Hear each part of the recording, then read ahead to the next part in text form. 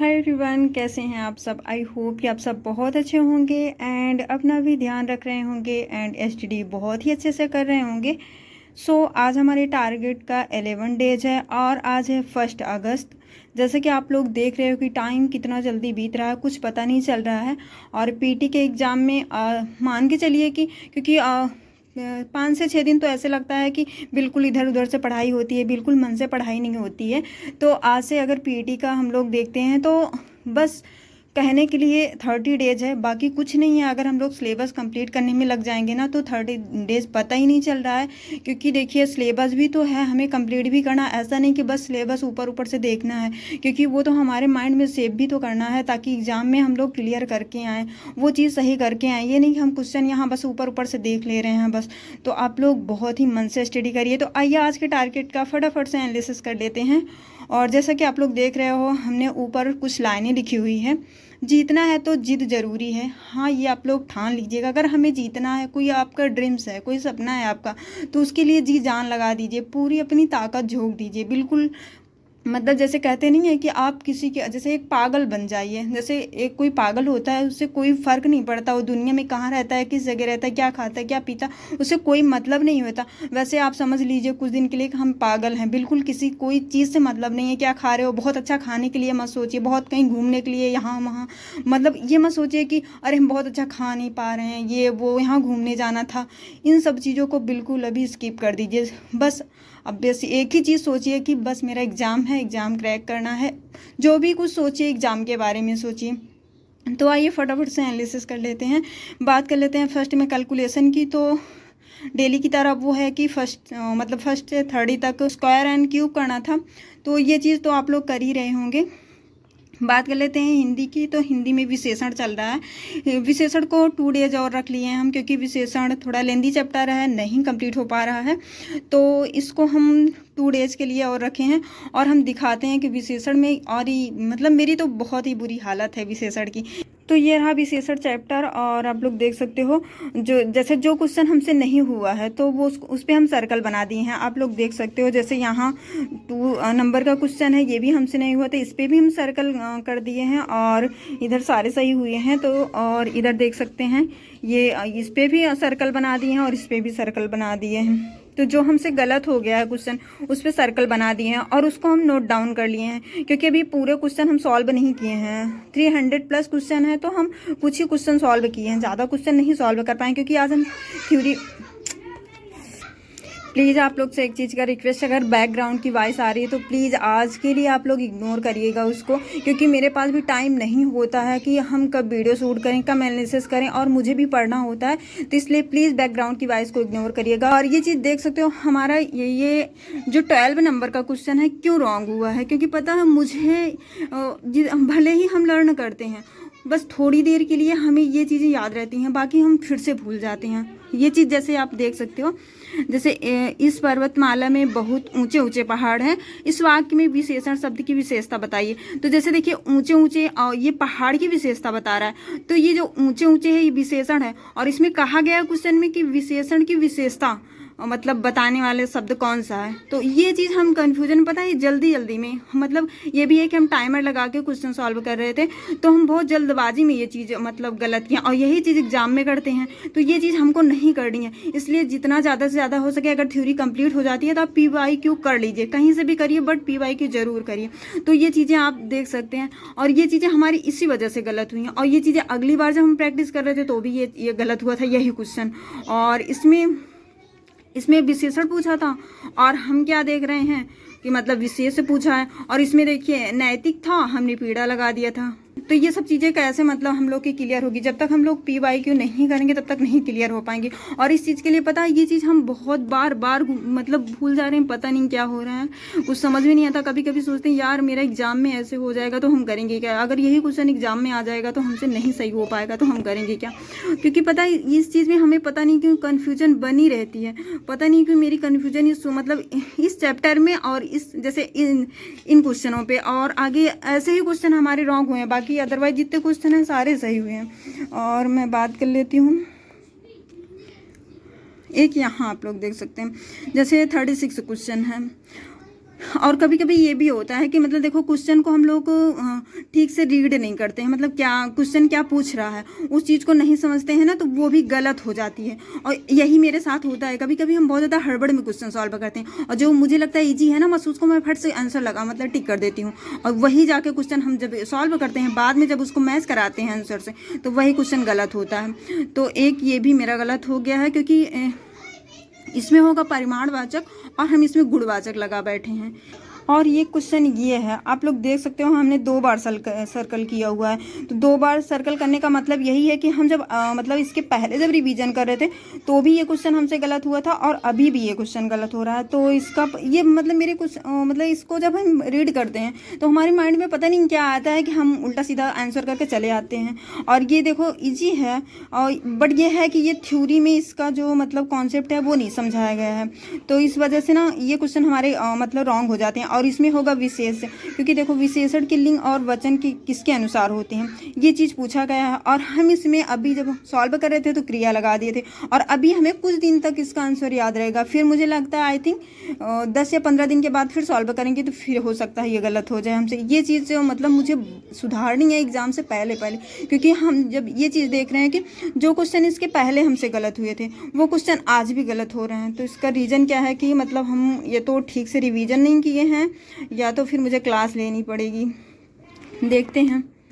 और एक चीज़ ये है, ये क्वेश्चन हमसे बहुत ज़्यादा गलत होते हैं। जैसे देखिए इसमें 123 वाले क्वेश्चन में देखिए मतलब इसमें क्या है, भोले बालक ने पूर्व डाकू के कठोर हृदय में कोमल भावना जगा दी है। तो इसमें पूछा है कितनी विशेष हैं, मतलब कितने, मतलब हम ना इसको ना मतलब ये हमारे माइंड में पता नहीं क्या मतलब समझ ही नहीं पाते, क्वेश्चन की लैंग्वेज ही नहीं समझ पाते कि मतलब हमें क्वेश्चन में बताना क्या है, क्वेश्चन पूछ क्या रहा है। तो इस चीज़ से हमें लग रहा है कि हमें एक बार इसकी मतलब किसी न किसी टीचर से क्लास कर लेनी चाहिए, क्योंकि हम क्लास आई थिंक 2018 में किसी टीचर से किए थे। हाँ, विवेक सर से 2018 में हम क्लास किए थे, उसके बाद से हम अपनी नोट्स का रिवीजन वही करते हैं बार बार। अदरवाइज जैसे कोई मतलब किसी चैप्टर में थोड़ा बहुत प्रॉब्लम आती है तो हम फिर से वही बुक से ही रिवीजन कर लेते हैं। तो हमें लगता है मुझे क्लास लेनी पड़ेगी इसकी, क्योंकि हमें जैसे जिस क्वेश्चन में 2-3 विशेषण और 2-3 विशेष दे दिया जाता है उसको पूछ लिया जाता है, तो मेरा वो क्वेश्चन मतलब गलत ही हुआ है। आप लोग देख सकते हो कि यहाँ मतलब लगातार ही ये 20 देखिए यहाँ से और यहाँ तक देखिए इतने सारे क्वेश्चन गलत हुए हैं। तो इसका रीज़न है क्योंकि आज हम एकदम पागल हो गए थे, बौखला गए थे कि यार इतने ज़्यादा क्वेश्चन गलत होंगे तो कैसे होगा। और ये चीज़ हम पहले ही बता चुके हैं कि हम मतलब अगर PYQ करते हैं तो मतलब बुक में नहीं मतलब टिक करते हैं। और जैसा कि आप लोग देख सकते हैं, जैसे 1 से हम स्टार्ट करते हैं तो 1 का अगर C सही है तो हम C लिखते हैं, और 2 का अगर C सही है तो C लिखते हैं। यहाँ 2 तो हमारा गलत ही हो गया है, क्योंकि 2 मतलब 2 क्वेश्चन का आंसर C था और हमने A लगाया हुआ था। और इधर देख सकते हो जैसे 3 का A है, 4 का D है, 5 का C है, 6 का C है। तो इस तरीके से हम लगाते हैं ऐसे पूरे मतलब जितने भी क्वेश्चन मुझे सॉल्व करना होता है उतने सारे क्वेश्चन का ऐसे हम लिख के उसके बाद मतलब सॉल्व करते हैं। फिर उसके बाद जब मैच कराते हैं जो क्वेश्चन हमारे गलत होते हैं उसको आप लोग देख सकते हो, इधर हम ये कट किए हुए हैं। तो आप लोग ये चीज़ देख सकते हो कि यहाँ पे हमने जो क्वेश्चन हमारे रॉन्ग हुए हैं, जैसे 36 क्वेश्चन हमारे रॉन्ग हुए हैं। ये आप लोग देख सकते हो 153 क्वेश्चन हमने किया हुआ है टोटल, और इसमें हमारे क्वेश्चन जो सही हुए हैं इतने सही हुए हैं, 36 क्वेश्चन गलत हुए हैं। एक क्वेश्चन हमारा सही था बट हम काउंट कर लिए थे तो बाद में उसको हम माइनस कर दिए हैं। और आप लोग देख सकते हैं जो क्वेश्चन गलत हुए हैं उसको हम यहाँ नोट डाउन कर लिए हैं। कल जब हम रिवीजन करेंगे या PYQ करेंगे तो पहले इसको एक बार रीडिंग कर लेंगे। आप लोग देख सकते हो इसको इसलिए हम लिखे हैं ताकि एक बार रीडिंग कर सकें, तो फिर हमारे माइंड में जो चीज़ें जैसे गलत हो गई हैं तो फिर वो कुछ टाइम के लिए सेव हो जाएंगी। फिर जब रिवीजन करेंगे तो रिवीजन करेंगे। और ये चीज़ देख सकते हो जैसे ये चीज़ें हैं, कभी ये चीज़ें हमारी डाउट में बहुत ज़्यादा गलत होती हैं। जैसे यह मकान मेरे भाई का है, तो इसमें संकेतवाचक सर्वनाम है, और इसमें आप देख सकते हो यह कहानी रोचक है, और तो ये सर्वनामिक विशेषण है क्योंकि यह सर्वनाम है। तो इस क्वेश्चन में भी हमें डाउट था बट हम इसको सही कर ले गए थे, डाउट में सही किए थे, तो इसलिए हम इसको नोट डाउन कर लिए हैं। क्योंकि अगर डाउट में क्वेश्चन सही है तो आज हम डाउट में क्वेश्चन सही किए हैं, कल को गलत हो सकता है हमसे।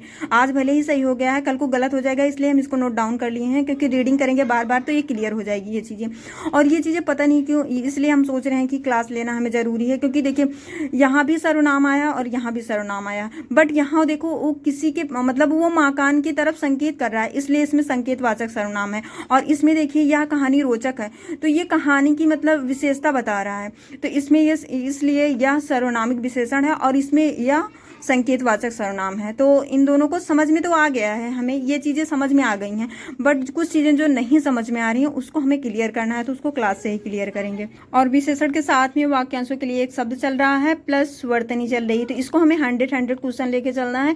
और वाक्यांशों के लिए एक शब्द तो भाई खत्म होने का नाम ही नहीं ले रहा, क्योंकि पता नहीं क्यों हमसे खुद ही नहीं हो पा रहा है। हम डेली मुझे लगता है 100 क्वेश्चन कर रहे हैं, ज़्यादा है भी ये, मतलब वाक्यांशों के लिए एक शब्द ज़्यादा भी है, मुझे पता नहीं, आई थिंक अभी काउंट नहीं किए हैं, काउंट कर भी नहीं सकते क्योंकि नंबरिंग वाइज नंबर से नहीं दिया गया है, तो उसको काउंट भी नहीं कर सकते हम लोग। वर्तनी तो काउंट कर लेंगे बट इसको नहीं काउंट कर पाएंगे, तो अभी मुझे लगता है कि 2 दिन तो लग ही जाएगा, तो इसको 2 दिन और लेके चलते हैं और वर्तनी जल्दी जल्दी से ख़त्म कर लीजिए आप लोग। बात कर लेते हैं मैथ की, तो मैथ में डिस्काउंट चल रहा है, डिस्काउंट का आज लास्ट डे है, 3rd डेज लेके चलना था, तो आज इसका लास्ट मतलब डे है, तो फिर आप लोग रिवीजन कर लीजिएगा और कल से देखते हैं मैथ में कोई नेक्स्ट चैप्टर लेके चलेंगे। बात कर लेते हैं जीके की, तो जीके में खान सर से करना है, डेली 2 क्लास करनी है खान सर की, तो आज हम खान सर की क्लास स्किप कर रहे हैं क्योंकि हमारे पास नोट्स है। तो देखो क्लास लेने में टाइम बहुत ज़्यादा लगता है, मुझे टाइम बचानी है, जितना हो सके उतना टाइम बचा लेनी है, तो क्योंकि अगर नोट्स है हमारे पास तो उसको हम बहुत जल्दी रिवीजन कर लेंगे,